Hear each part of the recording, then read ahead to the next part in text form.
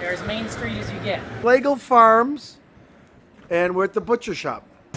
You can't legally slaughter animals at a farm without an inspector? Not if you want to sell them under inspection. Oh, okay. So you can't legally buy them So at that- a restaurant if they're not inspected.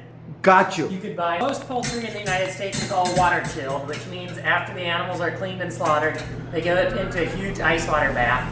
They dump in bleach or other chemicals to kill any germs that might be in the water, and they're literally soaked in this bleach water. Water. To chill down.